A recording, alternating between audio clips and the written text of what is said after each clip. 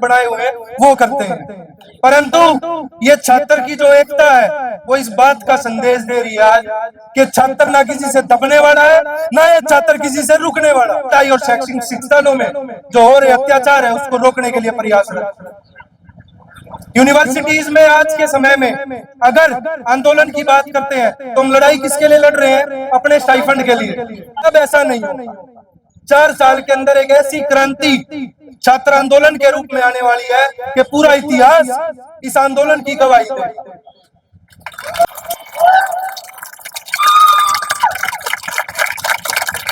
जितने भी scene universities के अंदर बैठे हुए हैं, मैं आश्वस्त कर सकता हूं आपको इस मंच के माध्यम से, क्योंकि मेरे पास कॉल पूरे देश से आते हैं, एक भी वीसी अपने पद पर बैठने के लिए डिजर्विंग नहीं है, ना इन यूनिवर्सिटीज को चलाने के लिए डिजर्विंग है। ये बात हम जानते हैं। तो वीसी साहब, आपको चेतावनी दे देना चाहता हूं, आज आपका इस्तीफा लेकर रहेंगे। जब तक इस्तीफा नहीं लेंगे, जब तक हम रुकने वाले नहीं है, जब तक हम हटने वाले नहीं। प्रोफेसरों के खिलाफ अपनी आवाज उठाता है तो उसको डराने का, उसको दबाने का सबसे पहला प्रयास हमारे या तो कोई वीसी साहब करेंगे, या हमारे रजिस्ट्रार साहब करेंगे, या उनके नीचे के जो चमचे उन्होंने। साथ एक बार जोरदार नारे से अपनी बात का अंत करूंगा, जिस नारे से हमने शुरुआत करी थी, और उसी नारे को आगे हमने लेकर जाना है। इनकलाब, इनकलाब बनाए हुए हैं वो करते हैं, परंतु ये छात्र की जो एकता है वो इस बात का संदेश दे रही है आज कि छात्र ना किसी से दबने वाला है, ना ये छात्र किसी से रुकने वाला।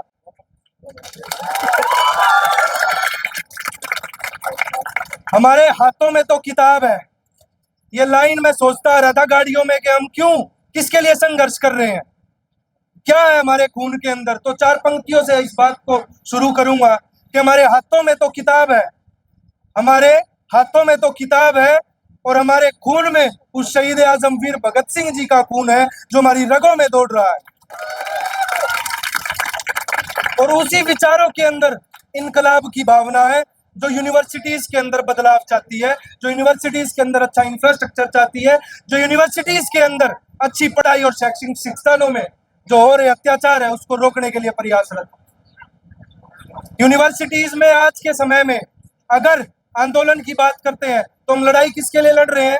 अपने स्टाइफंड के लिए, अपनी अप्रेंटिसशिप के लिए। हम लड़ाई लड़ रहे हैं अच्छे इंफ्रास्ट्रक्चर के लिए कि पीने का पानी आप हमें दे दो। अरे हमें लड़ाई लड़नी चाहिए तो रोजगार के लिए, पर इन्होंने मजबूर कर दिया है कि छोटे मुद्दों पर छात्रों का ध्यान केंद्रित रखो ताकि बड़े मुद्दों की ये बात ही ना कर पाए। पर अब ऐसा नहीं होगा। 4 साल के अंदर एक ऐसी क्रांति छात्र आंदोलन के रूप में आने वाली है कि पूरा इतिहास इस आंदोलन की गवाही देगा।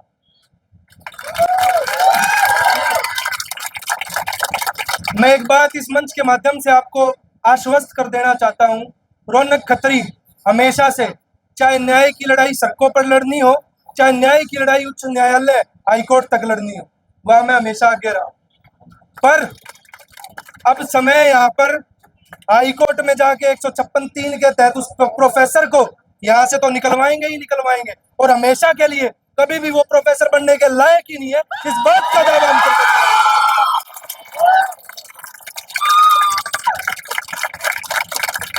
जितने भी सीन यूनिवर्सिटीज के अंदर बैठे हुए हैं, मैं आश्वस्त कर सकता हूं आपको इस मंच के माध्यम से, क्योंकि मेरे पास कॉल पूरे देश से आते हैं, एक भी वीसी अपने पद पर बैठने के लिए डिजर्विंग नहीं है, ना इन यूनिवर्सिटीज को चलाने के लिए डिजर्विंग है। ये बात हम जानते हैं।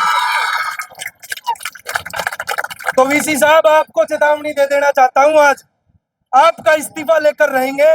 जब तक इस्तीफा नहीं लेंगे, जब तक हम रुकने वाले नहीं है, जब तक हम हटने वाले नहीं। साथियों, एक बात आज एकजुटता हमने दिखानी है, जैसा भाई ने भी बताया है, हमने रुकना नहीं है किसी के बहकावे में आके, हमने बटना नहीं है। ये छात्र आंदोलन की lड़ाई है। मैं नेता बन के आपके बीच में नहीं आया हूँ, एक नॉर्मल लॉ का स्टूडेंट बन के आपके बीच में आया हूँ, वही आपने साबित करके दिखाया।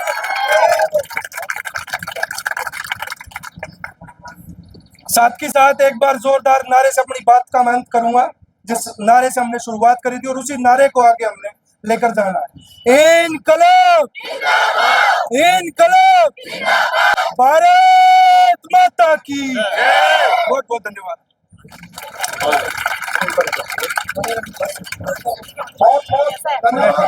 भाई रौनक भाई जी अपने विचारों से इस आंदोलन को सींचने का भाई भाई